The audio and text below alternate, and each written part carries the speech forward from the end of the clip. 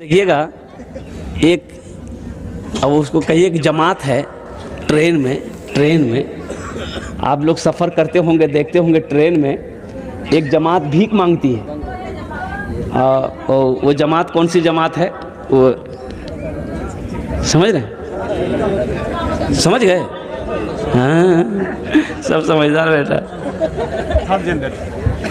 हाँ, हिजड़ा जी जी। और कुर्बान जाइए। शेख मैं आपको क्या बताऊं, मैं तजर्बा कर रहा था कि भाई मैं ट्रेन में सफ़र कर रहा हूं। अच्छा, वो लोग दो तीन चार पाँच जमात लेके चलते वो लोग, तो वो लोग चलते हैं तो ट्रेन में चढ़ता यहाँ मौलवी साहब हमसे कभी पैसा नहीं मांगा, कभी नहीं। ताज्जुब वाली बात है भाई। मैं बड़ा हैरत में था कि भाई आखिर ये लोग पैसा हम लोगों को देख करके दूर काहे भाग जाता है, ये सबसे पैसा ले रहा, हमसे पैसा नहीं ले रहा। और नौजवान सब कहता था ए टटवा दे वो निकाल 10 टकिया। बाप रे बाप, किसी से 10 टका, किसी से 20 टका, किसी से 100 टका, किसी से 200 टका, सबसे ले रहा। हम भी डर गए कि बाबू हमको भी टच ना करे, लेकिन मेरे पास सेम नहीं आया।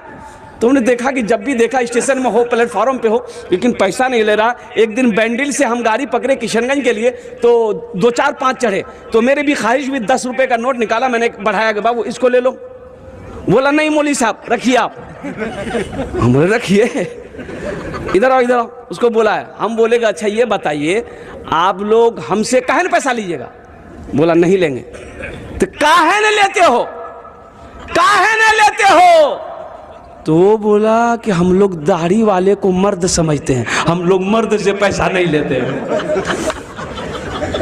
बात समझ में आ गई कि हम लोग मर्द से पैसा नहीं लेते हैं। इसलिए मेरे नौजवानों, मेरे बच्चों, अपने चेहरे को दाढ़ी से सजाओ।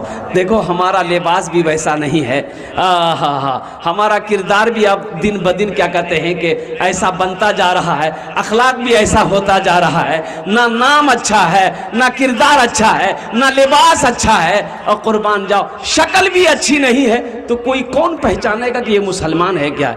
मैं रांची से प्रोग्राम करके बागडोगरा के लिए फ़्लाइट पकड़ रहा था, तो मॉर्निंग में मेरी फ़्लाइट थी 8:50 की। तो रांची काउंटर पे मैं गया अपने टिकट को कंफर्म कराने के लिए। तो वो जो स्टाफ बैठा हुआ था, एक नौजवान युग लड़का था, मैंने कहा गुड मॉर्निंग सर। तो बोला कि अस्सलाम वालेकुम हज़रत। अरे बोला मैं मुसलमान हूँ। अल्लाह का बंदा, अपनी शक्ल को तो दुरुस्त कर, तुम्हें कैसे मैं पहचानूं कि तुम मुसलमान? तू भी पैंट पहना है, शर्ट पहना है, चेहरे पे दाढ़ी आई नहीं, सर पे टोपी नहीं, पहचान में आएगा भाई? अरे पहचान में आएगा? पहचान में नहीं आएगा। अच्छा, जो लोग दाढ़ी नहीं रखते मेरे बच्चों, नौजवानों, अल्हम्दुलिल्लाह, अच्छा दाढ़ी रखो, इंशाअल्लाह अल्लाह तेरे चेहरे पे नूर पैदा फरमा देगा। एक लड़का को देखा, 18-19 साल का लड़का था, जेब से इतना बड़का क्रीम निकाला और खोला, ढक्कन खोला, उंगली में लिया, कट। हम बोले की लगे ले रे, इधर का लगाया? बोला क्रीम। हम बोले कौन क्रीम है रे? बोला फेयर हेयर हेल्डर शोल्डर क्रीम। हम कह रहे बाप, ये क्रीम का नाम तो पहली बार सुन रहे हैं, इससे क्या होता है? बोला समझे नहीं आप, आदमी गोरा होता है। हमने कहा कि बेटा अगर क्रीम लगाने से आदमी गोरा हो जाता तो वेस्ट इंडीज़ का खिलाड़ी जितना है, क्या उसके पास क्रीम का पैसा नहीं है? हमने कहा तुम्हें गोरा होना है? बोला हाँ हज़रत, बहुत शौक़ है गोरा होने का। तो हमने कहा कि तुम 2 काम करो, सिर्फ 2 अमल करो, 2 काम करो, अल्लाह तेरे चेहरे पे नूर पैदा फरमा देगा। तो वो नौजवान बोला कि बोलिए हज़रत 2 काम क्या, हम 5 काम करने के लिए तैयार हैं। हमने कहा कि पहला काम करो, अपने चेहरे पे दाढ़ी छोड़ दो, और दूसरा काम करना नमाज़ों की पाबंदी करो, 40 दिन इंशाअल्लाह ये अमल करो, फिर तुम ये कभी ये अमल नहीं छोड़ोगे, अल्लाह तेरे चेहरे पे नूर पैदा फरमा देगा। नमाज पढ़ो मेरे बच्चों, अल्लाह तेरे चेहरे को चमका देगा। नमाज पढ़ो, चेहरे पे दाढ़ी सजाओ, मर्द की शान। पंजाबी लोगों को देखे हो बगैर दाढ़ी का पंजाबी को? अगर बगैर दाढ़ी का पंजाबी को देखे हो, पंजाबी जो भी है वो दाढ़ी वाला है, बगैर दाढ़ी का पंजाबी नहीं है। एक बात याद रखना, हिंदुस्तान के क्रिकेटर खिलाड़ी हरभजन सिंह भी आया था। अरे हरभजन सिंह आया था ना, वो भी दाढ़ी रखा था।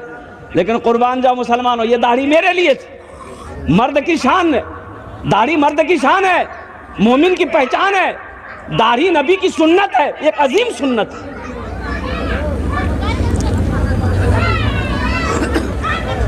इसलिए दाढ़ी रखो, परवान जा अल्लाह अकबर कबीरा।